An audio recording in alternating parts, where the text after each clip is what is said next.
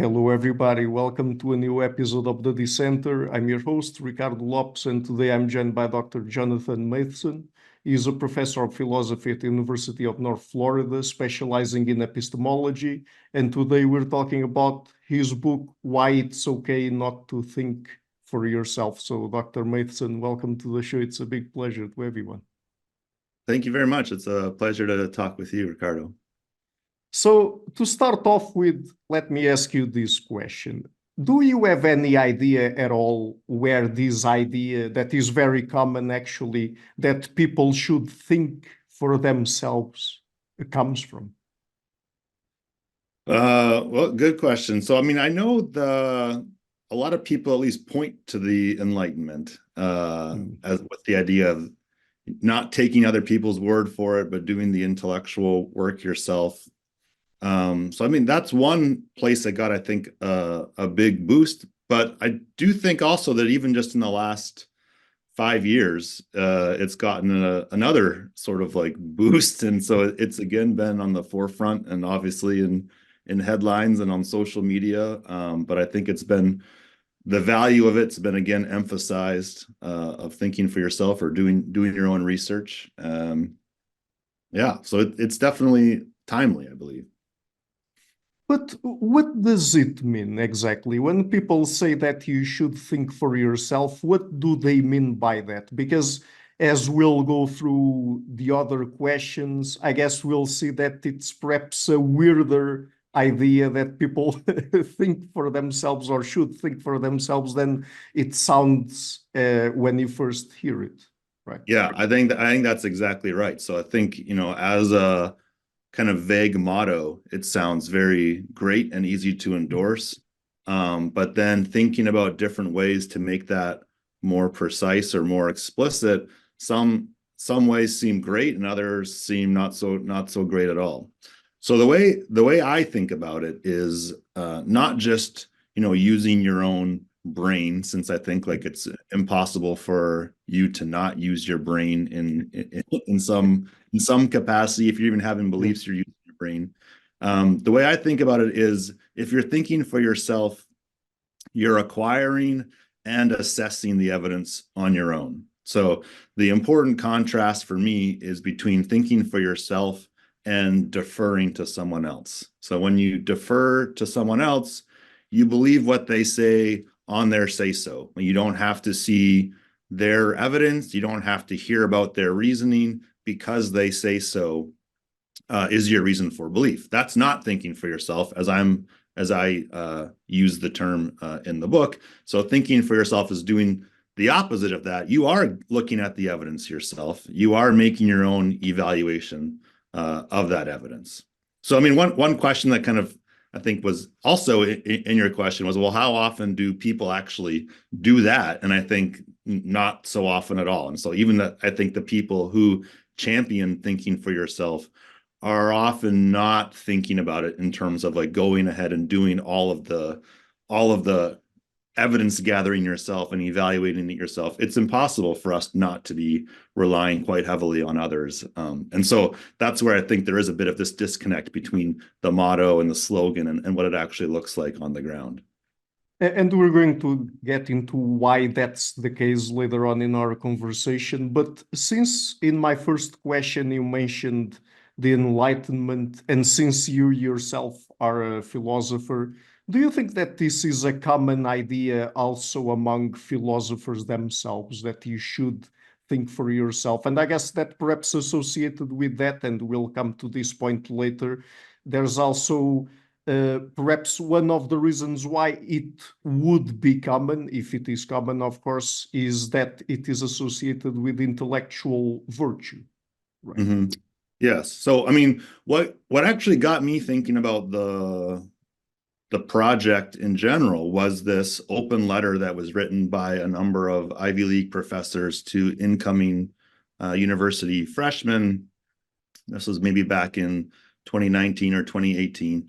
And their one piece of advice for incoming students was to think for themselves. Like that was, if you take our advice about anything, we want you to do this. We want you to think for yourself.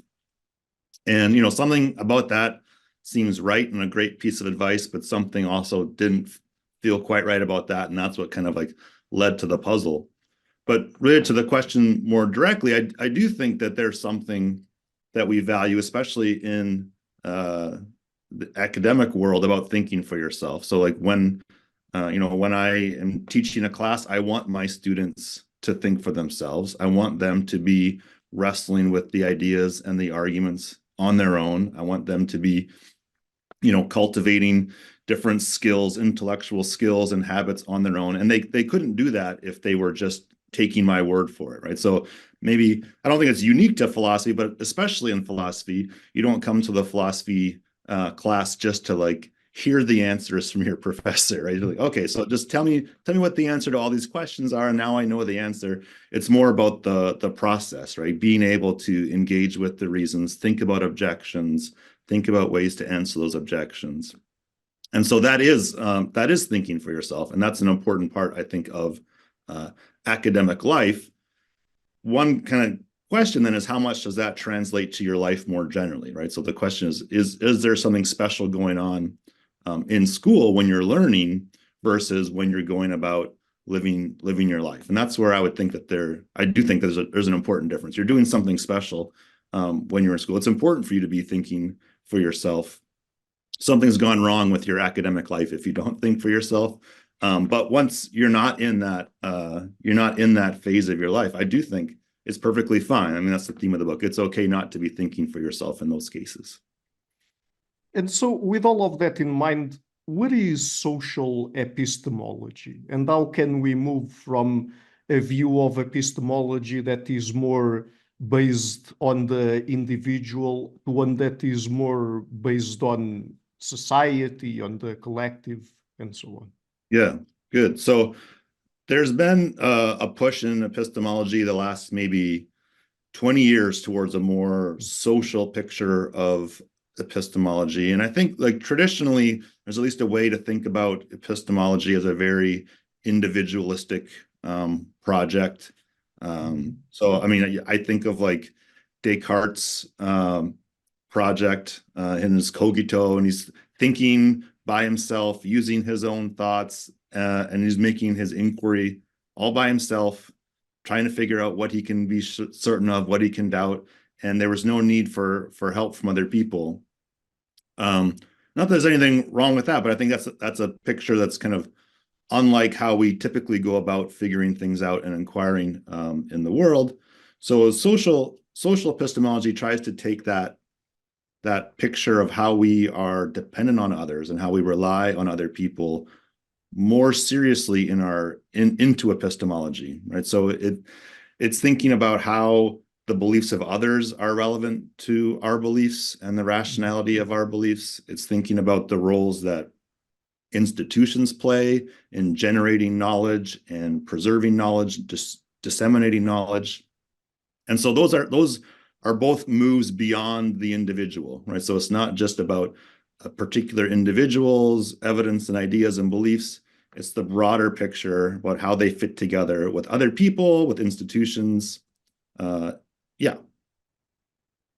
And there's this idea, I mean, I've talked about this with, for example, Hugo Mercier 4 years ago when he released this book, Not Born Yesterday, because we have this very common idea that people in general are stupid or are gullible. And so there's also this very common idea associated with that is the madness of crowds. But actually now we also have the reverse in psychology, and I guess that in your book you would also explore that idea, that is the wisdom of crowds. That is, people in collectives usually reason better than alone. And many times, I mean, if you pose the same question to lots of people, statistically you would tend toward the right answer, right?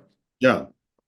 So, I mean, I think both parts there, I think, are important to the book project. The first is, maybe I don't want to say everyone's an idiot or what you said, but I do think an important part is, for almost anything you want to think about, there's other people that are better at thinking about that than you are, right? So Mhm. there's very few things where you are like the expert or the leading expert on the topic. And so there is this great resource that we have, this intellectual resource of other people who are more informed than we are, more intelligent than we are, have thought about it longer than we have.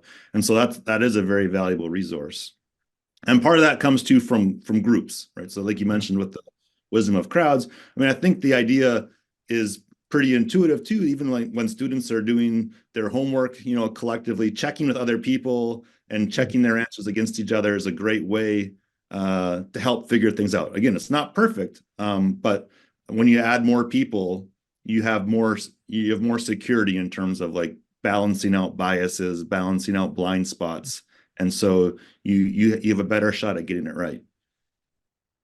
And associated with that, of course, we have to rely, or I mean, we can ask if we should rely on experts, but um, who are the people we should rely on exactly? Is it experts? Is it, for example, institutions? Or, for example, also big numbers of people who all say the same thing? Yeah, good. I mean, I think all of those can be good resources. Mhm. And so it might depend on the details of the particular case and the particular question, Yeah. but they can all be great. One thing I kind of sidestep a bit in the book is making uh,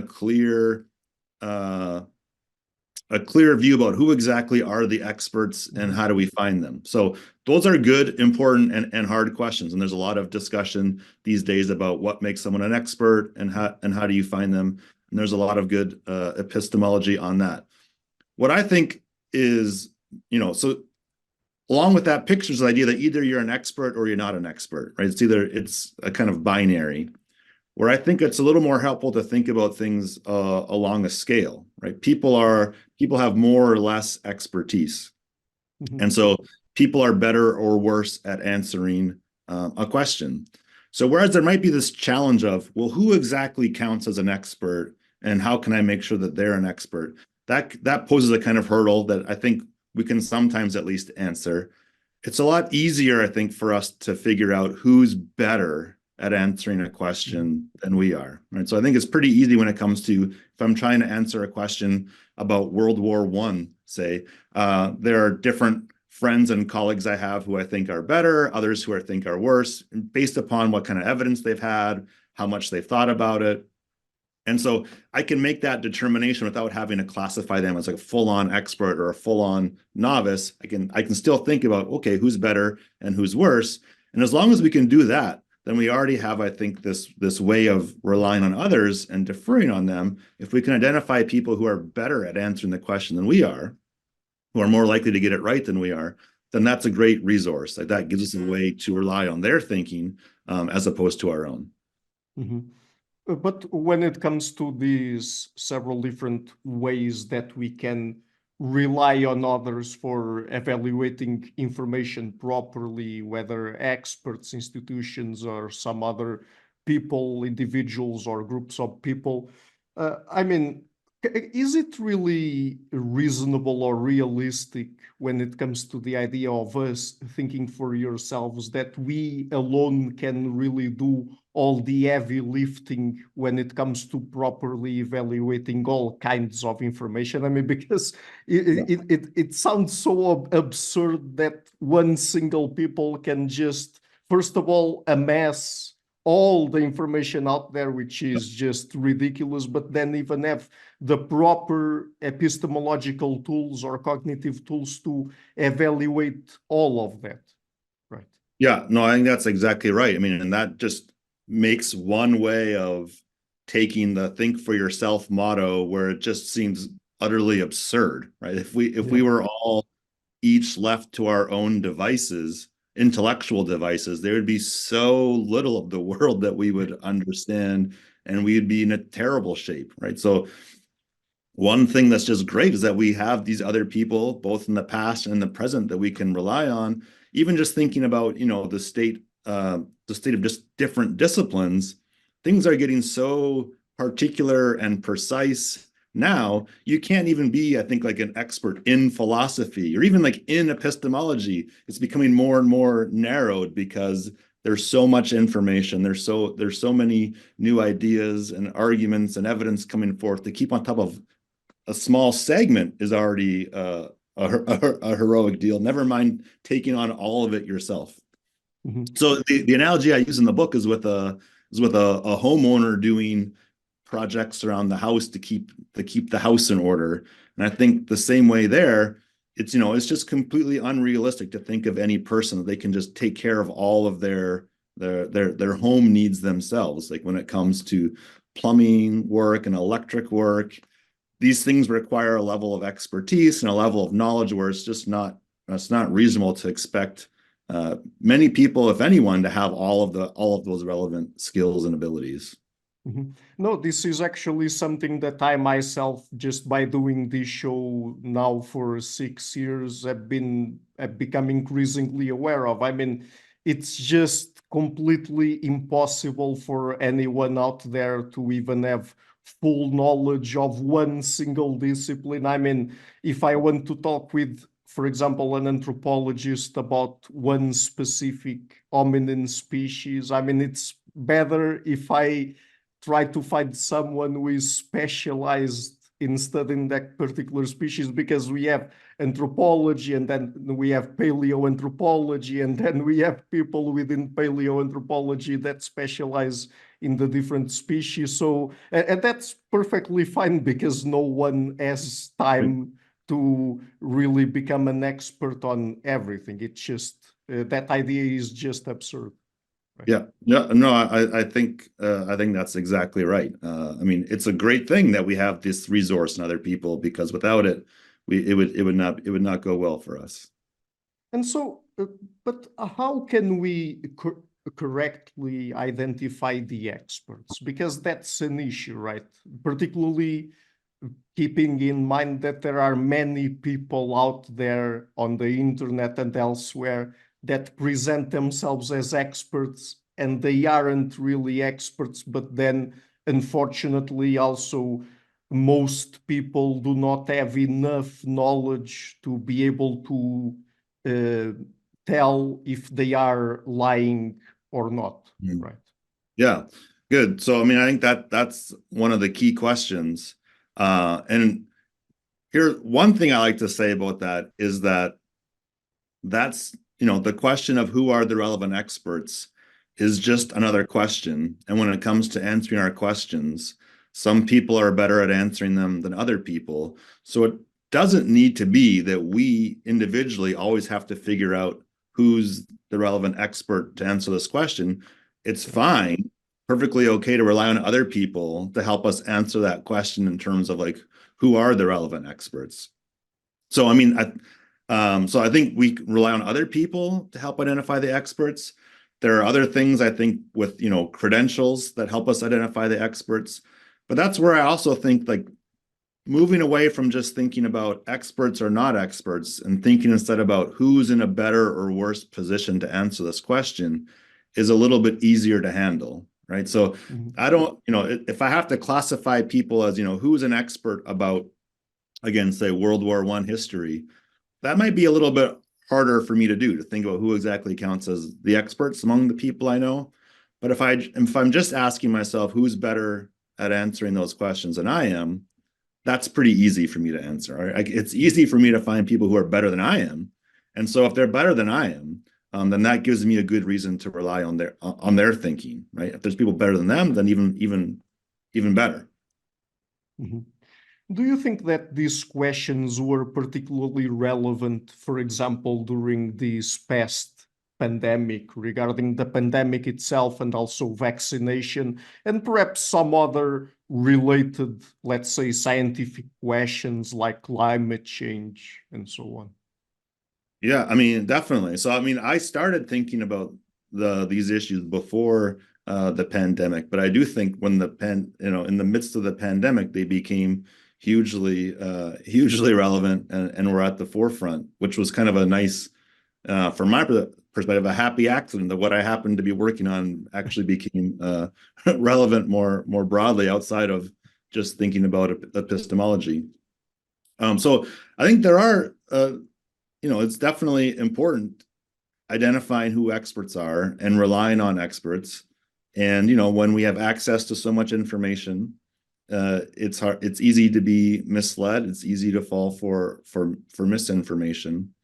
I think one of the chief problems with how thinking for yourself or doing your own research, what that led to was the idea that, well, as long as if I'm doing the thinking, I'm not going to be misled, or I won't be duped, or I won't fall for misinformation. Yeah. Where I think the exact opposite is true, right? Because if we don't have expertise, if it's not a field that we're familiar with, we don't have a very big body of evidence, we haven't developed the relevant skills for evaluating that evidence, then we're going to be hopeless at finding out who the fraudsters are and who the true experts are.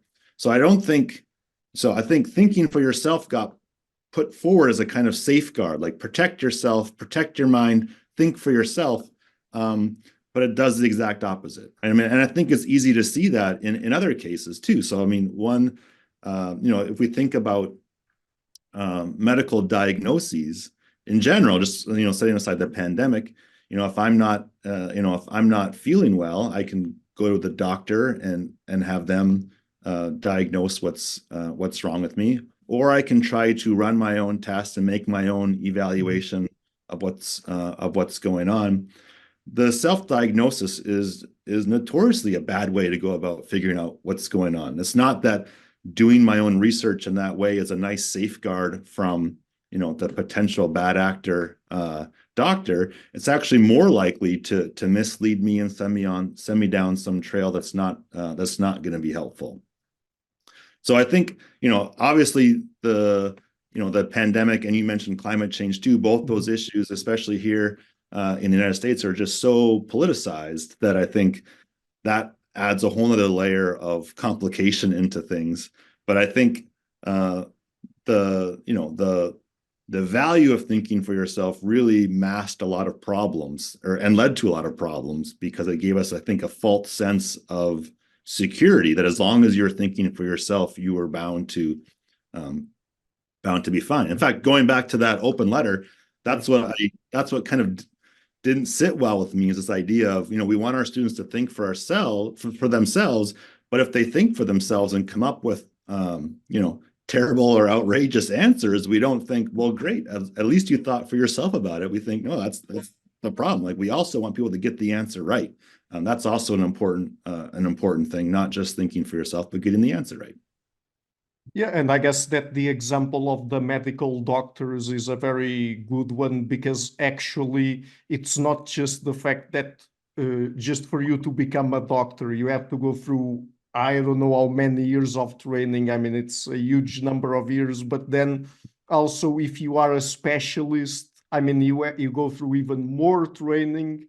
And then it's that way, it works that way, because I mean, just for a single organ in your body, there's so much information. That's one of the reasons why if you go to a general practitioner, Right. many times they refer you to a specialist, because just what you can know about the liver itself, the heart, the kidneys, is such a huge amount of information that a specialist is even better prepared to, for example, properly diagnose you than even just a general practitioner. And the general practitioner already knows much more information than just a common person on the street.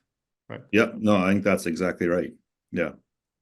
So, but going beyond experts, do you think that there would be any, let's say, rules of thumb that people could follow when deciding who to believe and who to trust?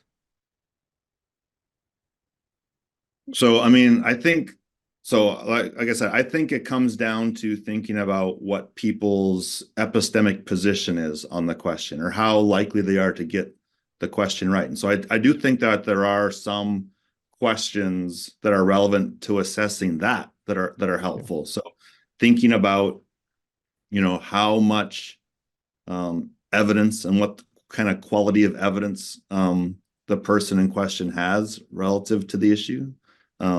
Thinking about what kind of skills or abilities they have in terms of like assessing that evidence, right? So I could have all the medical test evidence of some specialist, but I don't know what, I can't make heads or tails of it. I can look at the scans, and it's not going to do me any good to have the scans if I don't know how to properly interpret them.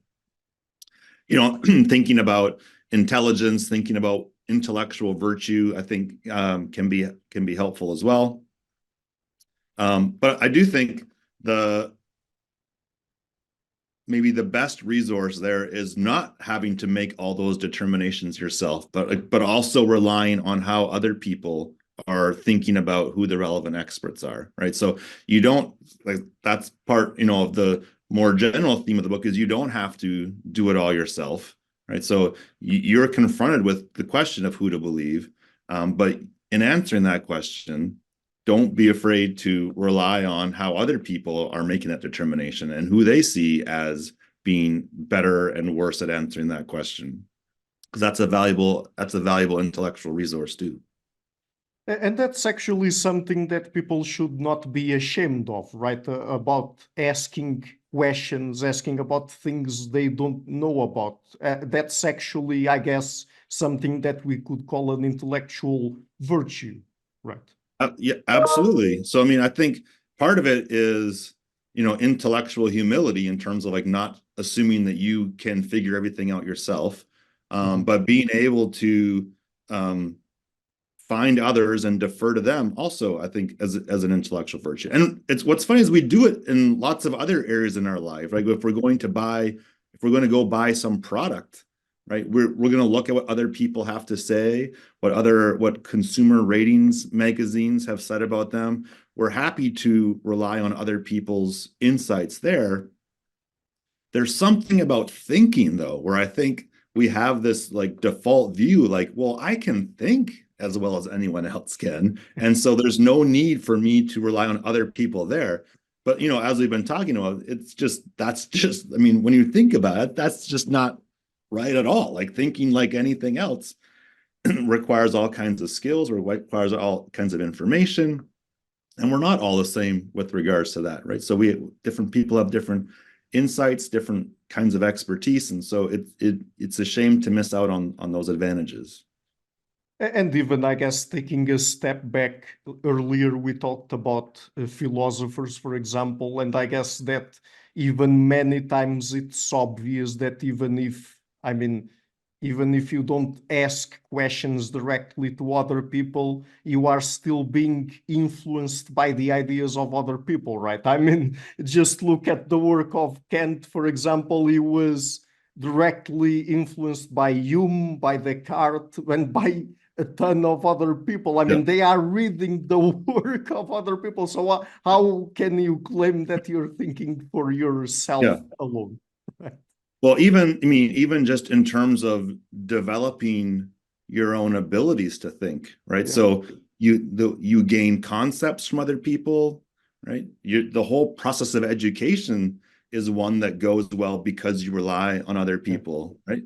If you had to educate yourself, teach yourself everything, I mean, it'd be a bad picture. And that's where I think we need to be careful to distinguish epistemic autonomy, which I think is a value thing, from intellectual individualism, this kind of idea of like, I can do it all on my own. And I think that picture, as you illustrated, if we really stop to look at it closely, just doesn't make any sense. That's not the kind of beings we are. We don't do anything all on our own. Like, we live such interdependent lives, and that's not a problem. We're able to do so much more because of that, right? It's a great resource, again, to have these people that we can rely on, to gain their insights, to learn from them, to be mentored by them.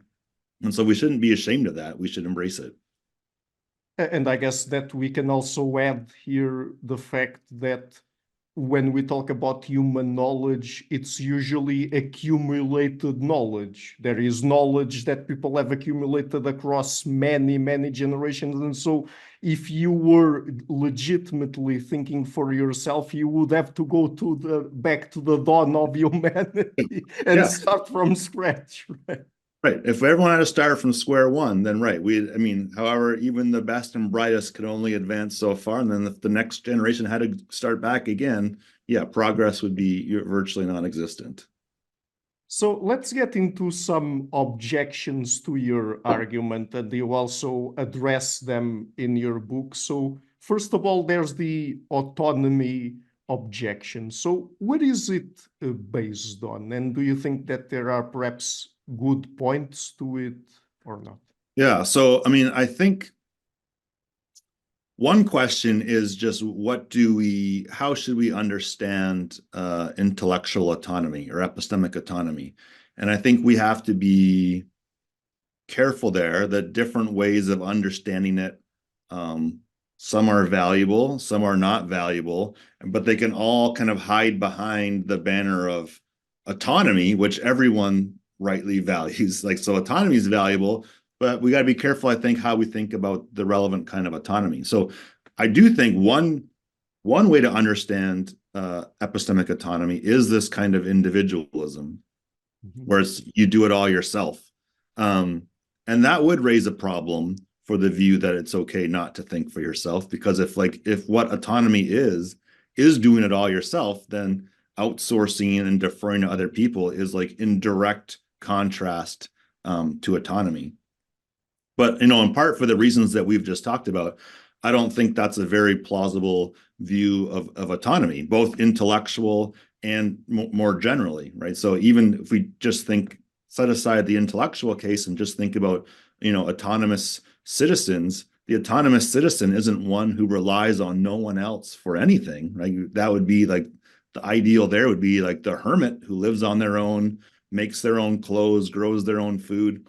But that might be an okay way to live your life, but that's not the only way to live an autonomous life. We are able to do much more, to have much more freedom by our interdependent lives, by relying on other people. So I think the idea of autonomy as individualism would present a problem for the thesis of the book, but that's not really, when we look at it, a kind of a value.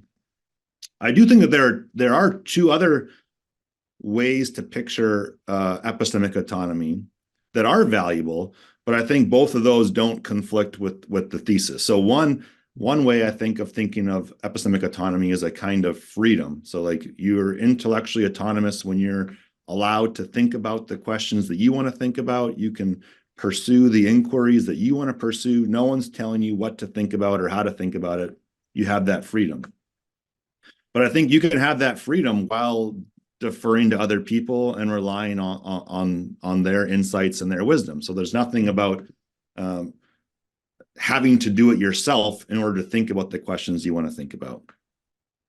And then the other kind of epistemic autonomy I think is valuable is a kind of intellectual virtue, where I see it as good executive management of your intellectual life. So the autonomous person makes good decisions in terms of how to inquire, when they should think about things for themselves and when they should rely on someone else instead. And so they manage their intellectual life in virtuous and in good ways. Now that too, I think, doesn't conflict with the idea that you don't think for yourself, at least very often, because it could be that the best way to manage your life is going to require a lot of deference, right? And given, again, the considerations we've talked about, how specialized knowledge is and how much information there is out there, if we're curious individuals who want to have answers to more than just a couple questions, we're going to have to be relying quite extensively on the insights and the intellectual work of other people. So, long story short, I think there's a number of different ways to think about epistemic autonomy. The only one that I think would really raise a problem, this kind of intellectual individualism, isn't really something that we ought to be valuing in the first place.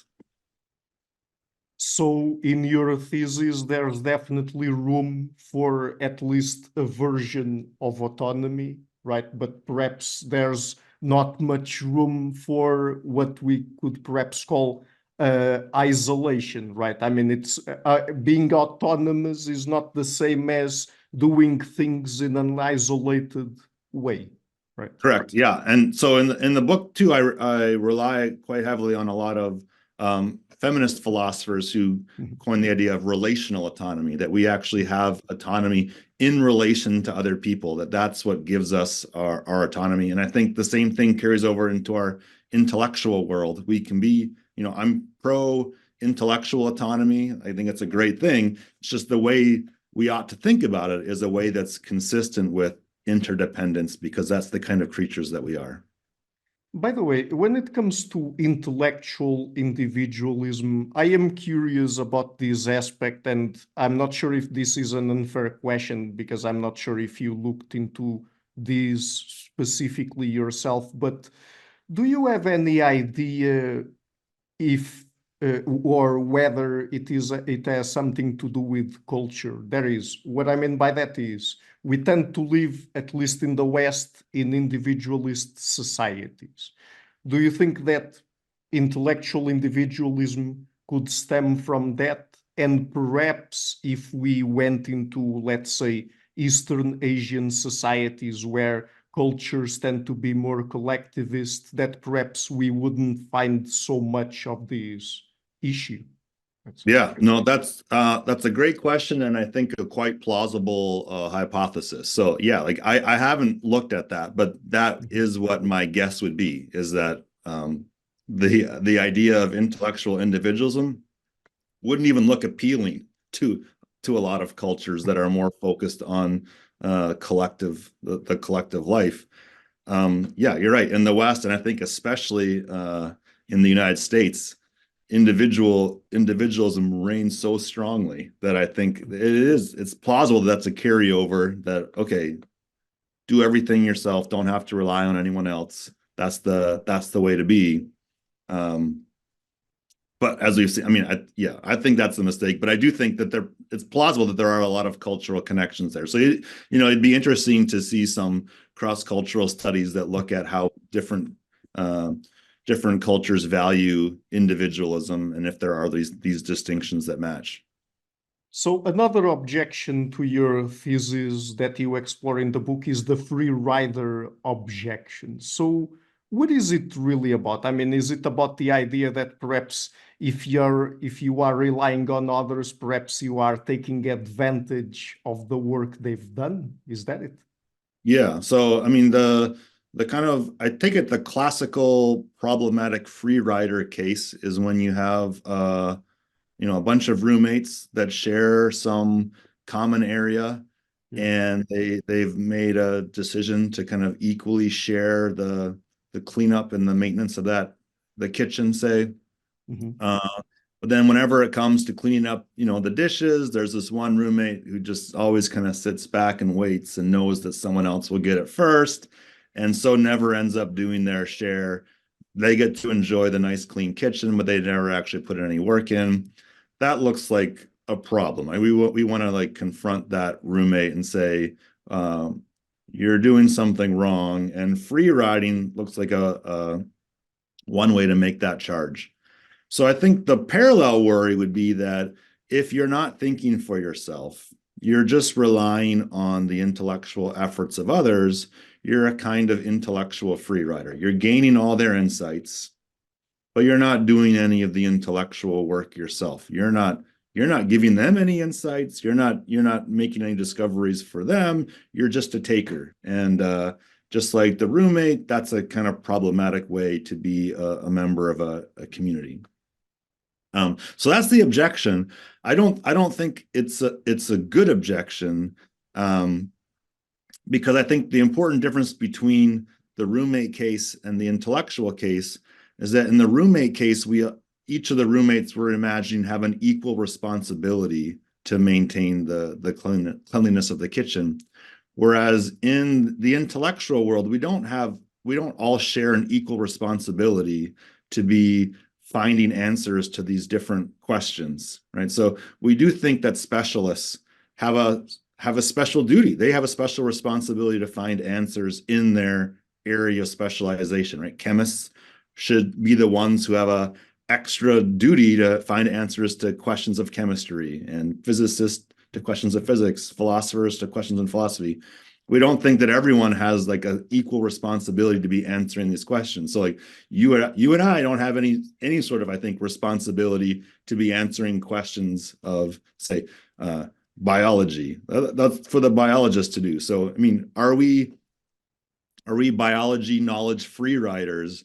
So I want to think, well, if we are, then I think it's not problematic. There's not this responsibility that we have. So it's unlike the roommate case where something goes wrong. Mhm.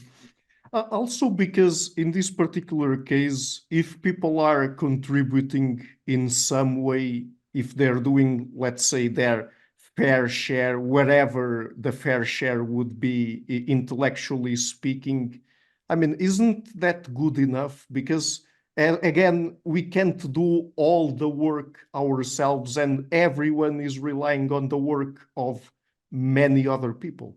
Right. Yeah, I mean, I would go even a step further and say it's fine if you don't do anything intellectually. So intellectual contributions are one way to contribute to society, but they're not the only way, right? So maybe you're not doing anything in terms of like being on the frontiers of knowledge, but you're providing care for important people, or you're providing entertainment, or you're making delicious food. Those are all important contributions to a society. And so we shouldn't think that everyone has a responsibility to be doing all the things and contributing to all the different areas of society. The intellectual realm's the same thing. Like it's fine to not be involved there. Again, if you want to be, great. Like it's open, and you're free to pursue it. I just think there's nothing wrong. It's okay if you say it's not for me, I'd rather do something else. Also, because even when it comes to non-intellectual activities, those are really at the basis of society, and even what allows for the intellectual activities to take place, right? I mean, if we didn't have the people working the essential jobs, society wouldn't even function to begin with. I mean, that's where, I think the easiest way you could make the case for it being okay not to think for yourself was to think about the extreme, of someone who's living on the very edge of poverty and has to be working around the clock to provide for themselves and their family. And there's just no room for a criticism to say, wait, you haven't been thinking about these questions. You haven't been inquiring about these different issues. What kind of an intellectual wrong you've committed? I think there's no problem there. I mean, there's a problem with maybe the state of the world that makes them live in that way, but there's not an intellectual failing on their part for not thinking for themselves and not inquiring about these issues. And I think that makes for a great segue to my next question. And this objection is probably the one that really bothers me the most. There is the Socratic objection, the idea coming from, or supposedly from Socrates, that an unexamined life is not worth living. I mean, I say that this really bothers me a lot because it seems so epistocratic, it seems so elitist. Intellectually speaking, I mean, the idea that if you don't examine your life or whatever aspects Socrates might have been referring to there, then your life is not even worth living. Yeah. One quick side note. So my daughter came home from school, and this is a few years ago, and told me that they had talked about a philosopher in school, and it was Socrates, and he said that the unexamined life is not worth living.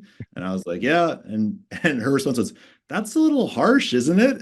And that's kind of my response too, is it does seem it's overly harsh. I do feel the tension though too, because I mean, as a philosopher, I really like, especially philosophical questions. I would encourage people to think about them. I think they're great things that to think about.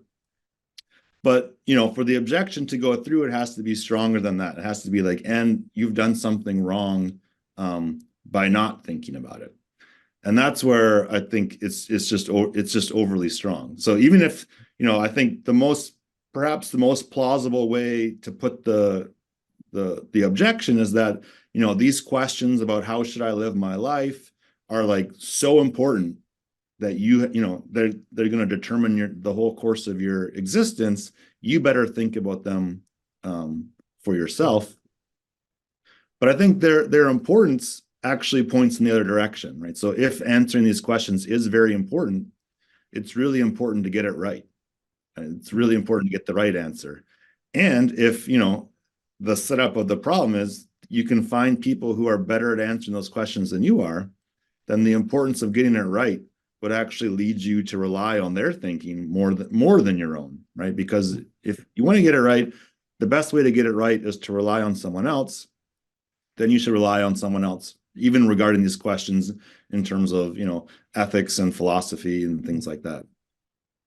And also, I don't know if you would agree with this point, but isn't there also somewhat of an assumption here that perhaps when it comes to the idea of the unexamined life, that perhaps it is just too common for people to just go mindlessly through their lives? I mean, it's not because someone is not thinking about whatever kind of issue like a professional philosopher or using the technical terminology to think about things or something like that, that most people do not think at all about, for example, their own condition, the meaning of their life, and other stuff like that, ethics, for example, right? Yeah. So, I mean, so maybe a different take on the objection would be like, let's just think about the questions. There are certain questions that people should confront, or maybe that everyone should confront. But even if that's true, so I mean, I'm not sure. I feel some pull to that, but I'm not sure. But let's just say it's true that there are questions that everyone should be thinking about. That still leaves open how they go about thinking about them, right? So if everyone needs to confront these questions, it doesn't mean that they need to answer them by thinking for themselves about them, right? So maybe you should have an answer, but the best way to get that answer is to rely on someone else and to rely on their thinking, because they're going to be better at answering that question than you are. So if it's about the questions more than the answers, and I think then that's compatible with the thesis of the book, in the sense of like, okay, maybe you need to confront the question. Just don't go from that to thinking that you're the best suited or you're the one who has to come up with the answer. And then another objection is the objection of epistemic vulnerability. So what does that objection refer to exactly? Yeah, so I think we've talked about this a little bit, kind of hidden when we talked earlier about the pandemic. But I think the idea is when you defer to someone else, which is what I want to say is perfectly fine to do. When you defer to someone else, you rely on their thinking, you rely on their insights. And when you do that, you make yourself vulnerable to their errors, right? Because even the best experts still have biases, they still have blind spots, they're still fallible thinkers. And worse yet, there's even bad players out there who are intentionally trying to deceive you and manipulate you. So there's real intellectual dangers out there that come with deferring to other people. So that's right. I mean, the problem with the objection, I think, is twofold. One is thinking for yourself is not an invulnerable thing. So when you think for yourself, you too have biases, you too have blind spots, you too are fallible. And so thinking for yourself isn't a kind of safeguard that makes you invulnerable. You're vulnerable to all the same kind of errors that the expert is. In fact, you're more vulnerable, like, because if you lack expertise, you're even more likely to get it wrong, and there's even less security there. So I think we all kind of like crave a kind of invulnerability. But so one part of the response to the objection is that that's just not possible. Like, no matter how we go about our inquiry, we're going to be vulnerable. We can get it wrong, and that can have it can have quite bad consequences. That's kind of our intellectual lot in life. The lesson, I think, is we need to take steps to protect ourselves when we can, to put in intellectual safeguards. The mistake, I think, is to think that those intellectual safeguards come from thinking for yourself, right? So just like with the medical self-diagnosis, your self-diagnosis isn't a good safeguard to your doctor, right? Your doctor, maybe you need to have safeguards there, but that's where we think about having second opinions, right? You go to another expert, right? Someone else who is highly qualified, has the relevant evidence and expertise to make that determination. In relying on multiple experts, you have a kind of safeguard from the errors or manipulation of one expert, not by thinking for yourself. And the same thing with institutions. I mean, I think we can have institutions in place that provide a kind of safeguard that prevent bad actors or can more easily help identify bad actors than we could as ourselves, right? So I think the mistake with the vulnerability objection is to think that, well, as long as I also wrestle with the question or the answer myself, I'll be able to figure out who's making the mistakes or who's the bad player, who has the biases. And that's just not true. Like, I think you're just one person, and you're actually more often than not the best suited to make those determinations. So thinking for yourself just isn't the kind of safeguard that I think people put it out there to be. And then there's also the understanding objection. So what are people referring to exactly when they talk about or they use this objection? Yeah, so this is, I think, a good objection too, which is, we can get a lot of intellectual goods by deferring to other people, right? So when I defer to an expert, I can get a true belief, I can get a justified belief, I can get knowledge. Those are all good intellectual states. But one thing I can't get is understanding. So understanding, it seems, is something that you can only get by wrestling with the evidence yourself, right? So you can't understand something just by someone else telling you. You have to think through it yourself to really understand it. So the objection goes, if there's this epistemically valuable thing, understanding, and you can only get it by thinking for yourself, doesn't that create some sort of obligation or duty for you to think for yourself to get this good thing, understanding? And so I want to agree with part of the objection, which is that understanding is a good thing, and it's better, more valuable than knowledge even. And I agree too that you can only get it by thinking for yourself. So there's this good thing, and you can only get it by thinking for yourself. Where I disagree is that I don't think that generates some sort of requirement for you to do it. So it's better, but I think it's good enough to just have knowledge. So we can get knowledge by deferring to other people. That's not the best epistemic state that we can potentially achieve, but it's good enough. And so there's not a requirement for us to go on and do more to understand. Again, if you want to, if that's something, if you want to understand the answer, then again, there's nothing wrong with thinking for yourself and trying to understand it. But if someone knows the answer and says, I don't really care to understand, I'm happy just knowing what the answer is, I think that's perfectly fine, even though there's a better thing out there. So it's, in a way, the response is denying a kind of maximizing view where you have to go out and get the very best epistemic state that you can.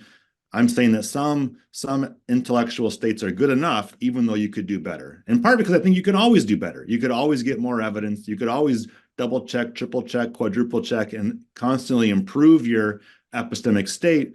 But it's not necessary. Like, you're not required to do that, at least once you've attained a certain level.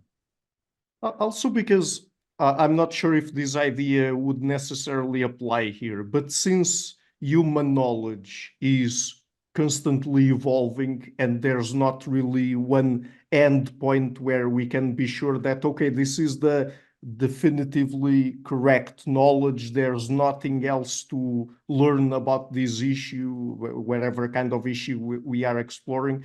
And if that's the case, then even the experts themselves, I mean, they never have 100% complete, 100% complete understanding of what they're studying or what they are experts in, right?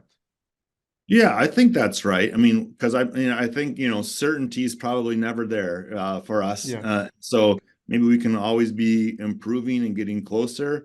yeah. Yeah, we're never gonna max out. We're never gonna maximize things along those lines. Yeah, I think that's possible. And so, getting into the last objection, and this is one that we ended up already touching on earlier, the intellectual virtue objection. So, but just to clarify, what intellectual virtue would be really associated with thinking for yourself in this Yeah. particular case? Yeah. So the way I think about the objection is that that we have a requirement to think for ourselves because we have a requirement to develop our own intellectual character. And if you're Yeah, not doing thinking, then you're not going to be developing your own intellectual character. So, I mean, some intellectual virtues that seem particularly relevant there are, say, intellectual perseverance. So that's been thought about in some different ways, but one way is that to have intellectual perseverance is to encounter obstacles in your inquiry and to be able to overcome them and not give up inquiry too easily. And obviously, if you're not inquiring, you're not going to develop intellectual perseverance because you're just not even doing it. Just like you're not going to develop endurance in terms of running if you never run, right? You got to be doing it in order to develop those capacities. And so the objection says intellectual virtues are obviously a very valuable thing. You can only get them by doing the intellectual work yourself, by thinking for yourself. And so there's a requirement to think for yourself. So a couple of things that I say about that objection. The first is I do think that there are, so I don't want the book to come off as the idea of like, don't think for yourself. I still think that there are plenty of times when you should think for yourself. So we said briefly that for many things, you can find other people that are better at answering that question than you are. But for some things, you're the best at answering them, right? So maybe things about your immediate environment or things about your recent past, you are better than anyone else that you know of for answering those questions. And so I do think regarding in situations like that, thinking for yourself is the right thing to do. There's no better route to answering your question.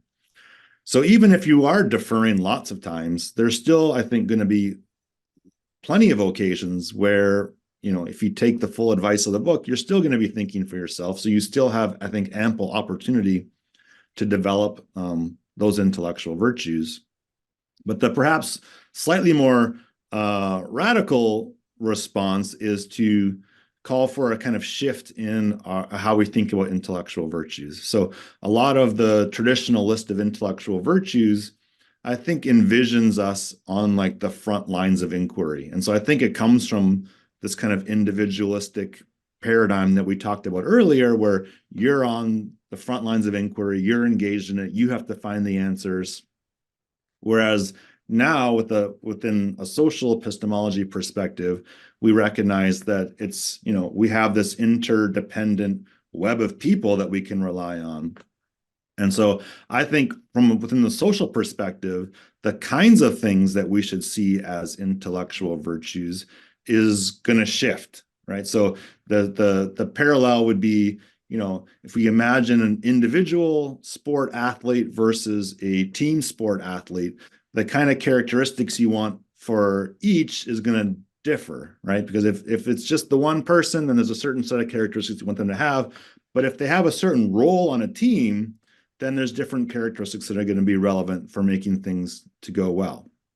So I think it's going to depend. So I think in our sort of information economy, we can think about there being, knowledge producers, knowledge disseminators, and knowledge consumers. And for most of us, we're consumers, right? We're not on the front lines of inquiry for most things, maybe for some things, but for most things, we're not on the front lines answering those questions.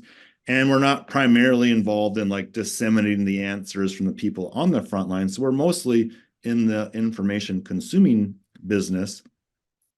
And I think what sort of characteristics and intellectual character traits we should have to be good information consumers is different than what the traditionalist has, which has us on the front line. So, there are going to be things about being discerning in terms of like which voices you're listening to and what information you're getting your sources from. There are going to be virtues of attention, what sort of questions you're paying attention to, what kind of things you're ignoring. And so I do think that our list of virtues might need some updating towards this social picture. But once we do that, then it's going to be perfectly compatible with the idea of deferring to other people quite often, that you still have intellectual virtue, that you still have a good intellectual character, again, relative to the kind of role that you have in the informational picture. And so when it comes to something that we've already talked about here, that is being able to really recognize the specific areas and subjects where you lack knowledge and you should defer to experts, for example, and being able to properly recognize the experts, what kind of intellectual virtue is that? Is that intellectual humility?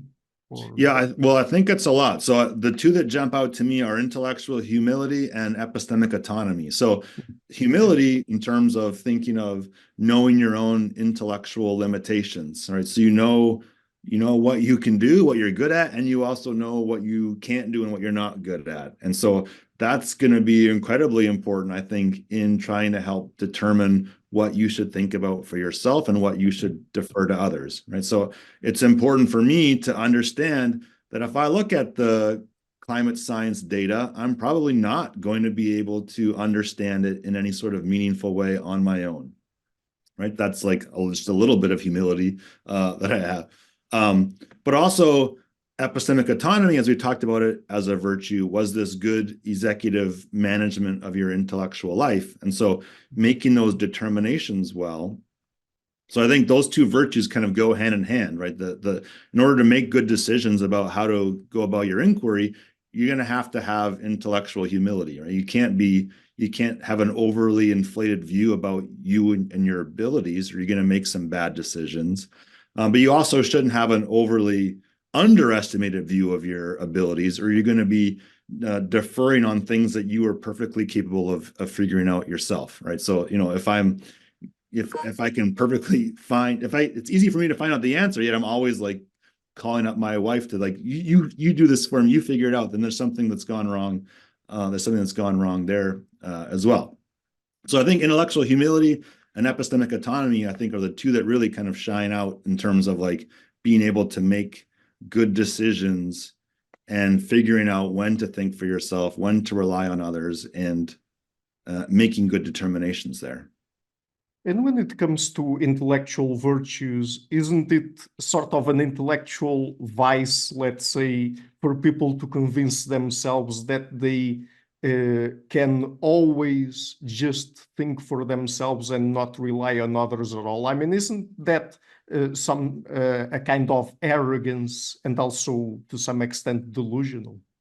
Yeah, right. No, yeah, I would put it as intellectual arrogance, because you're definitely not recognizing your limitations. And you're also not recognizing. So there's something you're getting wrong about yourself. You're inflating your own abilities, but you're also getting something wrong about other people, right? You're unnecessarily downgrading them because you're thinking, oh, they're no better off at doing that than I am. That's making an error on both fronts, right? You're thinking of yourself higher than you should, but you're also thinking of them as the experts more lowly than you should, because they do have expertise. They do have evidence that you don't have. They do have skills that you don't have. And so you need to properly appreciate that. in order to make good decisions. So the arrogant person is going to misevaluate those judgments. They're going to misevaluate themselves. They're going to overly inflate their own, and they're going to, I think, misevaluate other people by downgrading them unnecessarily. Mhm.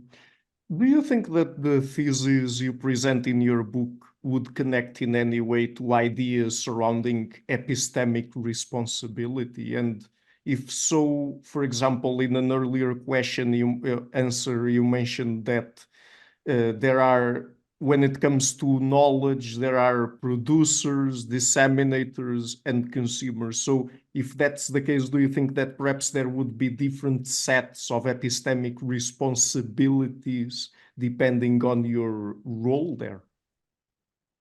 Yeah, good. Yeah, I think that's right. So, I mean, I do. So, this is one thing that comes to mind when you ask that question is, for instance, I do think that experts have a responsibility to think for themselves. So, take, for instance, if you found out that, the climate scientists all agreed only because there's one person who thought climate change was happening, and the rest of the climate scientists all just believe it because that one person did. Even if they were like the best, it would be a real disservice to us if like they all just believed it because this one person did. So what gives us as a broader society this good intellectual resource is that we have expert communities where the experts in that community are thinking for themselves. They are independently assessing the evidence, making their own determinations about what it supports. And by doing that, even if it gives rise to some disagreements and some agreements, it provides us with a much more valuable intellectual resource. So as experts, I think experts have a different responsibility that they would be doing something wrong if they just, found their colleague who they thought was a little bit better than they were and then just believed whatever they believed. So that would be doing us a disservice. So I think that there is a particular responsibility for experts, and we can think about them as the knowledge producers, like the people who are on those front lines of inquiry. And then, sure, I mean, I think that if we think about those different roles that I laid out, like the knowledge disseminators, like what kind of responsibilities do they have? Well, there's things having to do with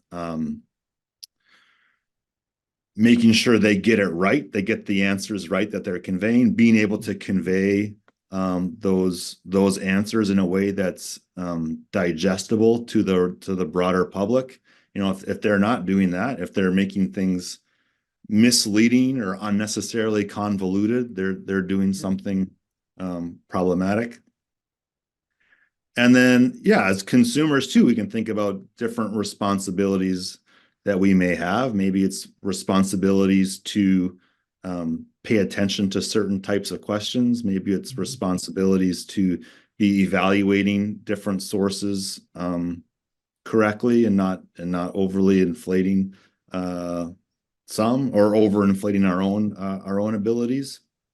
So, I mean, I think epistemic responsibility is a big umbrella that a lot of things can fall under. And so I definitely don't think or don't want anything that I say in the book to kind of like conflict or say, oh, there's nothing, it's all just anything goes. I guess we could think about the thesis in terms of responsibility as just saying this. What I think you don't have is a kind of epistemic responsibility to be thinking for yourself about all these issues, right? That when you can identify someone who's better at answering than you are, that is perfectly fine. You're not violating any responsibility by taking their word for it. And by the way, related to those different kinds of roles that people can play, I guess that they also wouldn't be mutually exclusive, right? Because there Right. are people that are both, for example, producers and disseminators, like, for example, some university professors that are also science communicators, and then even the consumers themselves. I mean, it's rarely the case that people are only just exclusively consumers, that they keep the knowledge just to themselves and not tell about it Sure. to other people. Right. Yeah. Well, and you're certainly not a producer across the board either, because like as we talked about specialization, at most you have one narrow field where you're finding the answers, right? So assuming that you have beliefs about a lot of other things, which we probably do, then you're gonna be a consumer about a lot of things, even if you are a producer about some things and a disseminator about other things. So yeah, I do. Yeah. So you're right that we shouldn't think of these roles as being mutually exclusive, that they can combine in all kinds of ways as well. So I have one last question then, and basically to try to reverse the thesis that you explore in the book. Are there specific cases, and I guess you've already given us at least one example of that, but are there specific cases where you think it is actually not okay to not think for yourself? Yeah. So yeah, I do. So I guess two cases. One more generally is just when you're an expert. So if you're, as a philosopher, or at least as an epistemologist, I take it that I have a responsibility to be thinking for myself about these different issues in epistemology. That it'd be doing no good to the rest of the world for me just to be disseminating the beliefs that I've just got by deference to people, to epistemologists who are better at it than I am.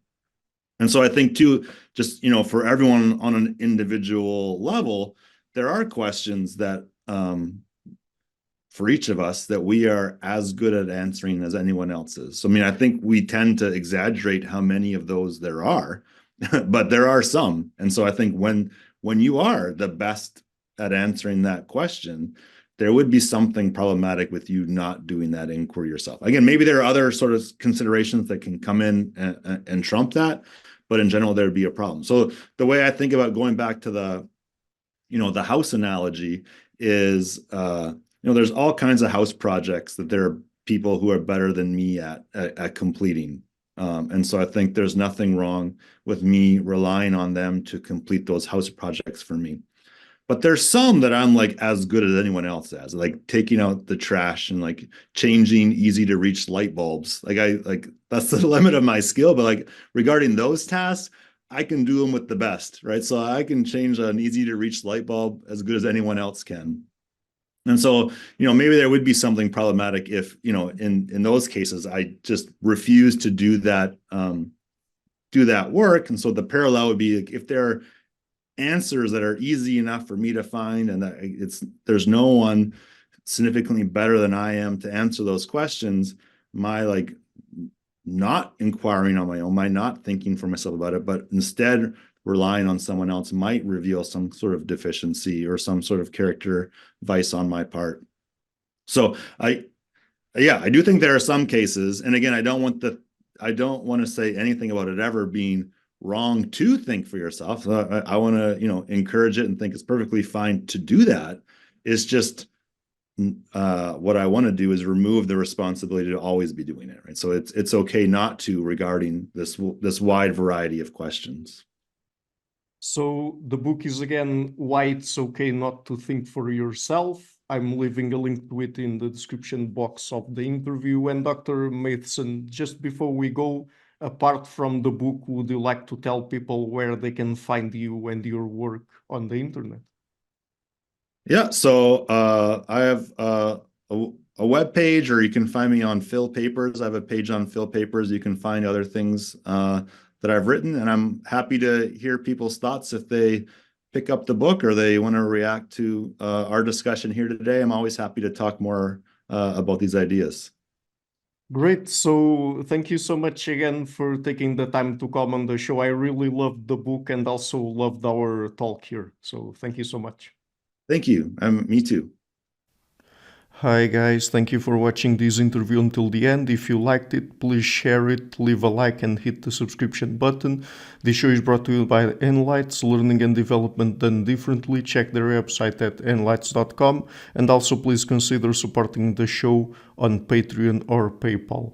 I would also like to give a huge thank you to my main patrons and PayPal supporters: Per Ergo Larsen, Jerry Mullerens, Frederick Sunda, Bernardo Seixas, Olaf Alex, Adam Kessel, Matthew Whittingbird, Arno Wolf, Tim Hollis, Eric Alenia, John Connors, Philip Forrest Connolly, Dan Demetri, Robert Windiger, Rui Inácio, Zup, Marco Neves, Colin Holbrook, Phil Kavanagh, Michael Stormir, Samuel André, Francis Forte, Tiago Nunes, Fergal Cossen, Hal Herzog, Nuno Machado, Jonathan Labyrinth, João Linhares, Stantanti, Samuel Correia, Eric Hines, Mark Smith, João Eira, Tom Hummel, Sardas France, David Sloan Wilson, Yacila Dez Araújo, Romain Roach, Diego Londonho Correia, Yannick Punter, Adana Rusmani, Charlotte Bliss, Nicole Barbaro, Adam Hunt, Pavlo Stasevski, Nelek Baka, Madison, Gary G. Alman, Sam Afzal, Adrian Yeager, Paul Tolentino, João Barbosa, Julian Price, Edward Hall, Edin Bronner, Douglas Fry, Franca Bortolotti, Gabriel Ponce Cortez, Ursula Litsky, Scott, Zachary Fish, Tim Duffy, Sonny Smith, John Wiseman, Daniel Friedman, William Buckner, Paul George Arnaud, Luke Lowacki, Georgios Theophanes, Chris Williamson, Peter Wolozin, David Williams, Diogo Costa, Anton Erickson, Charles de Moray, Alex Shaw, Maury Martinez, Coralie Chevalier, Bangalore Atheists, Larry Dealey Jr., Old Erringbone, Sterry, Michael Bailey, Dan Sperber, Robert Grassi, Igor N., Jeff McMahon, Jake Zool, Barnabas Radix, Mark Campbell, Thomas Dovner, Luke Nissen, Chris Story, Kimberly Johnson, Benjamin Galbert, Jessica Nowicki, Linda Brandon, Nicholas Carlson, Ismael Benzliman, George Coriatis, Valentin Steinman, Per Crowley, Kate Van Goller, Alexander Hubbard, Liam Dunaway, BR, Masood Ali Mohammadi, Perpendicular, Jonas Hertner, Ursula Goodenough, Gregory Hastings, David Pinsoff, Sean Nelson, Mike Lavigne, and Dios Necht. A special thanks to my producers: Isar Webb, Jim Frank, Lucas Stafiniak, Tom Vanagdam, Bernard Ugni, Curtis Dixon, Benedict Mueller, Thomas Trumbull, Catherine and Patrick Tobin, Giancarlo Montenegro, Alnick Ortiz, and Nick Golden, and to my executive producers Matthew Lavender, Sergio Quadriano, Bogdan Kanivets, and Rosie. Thank you for all.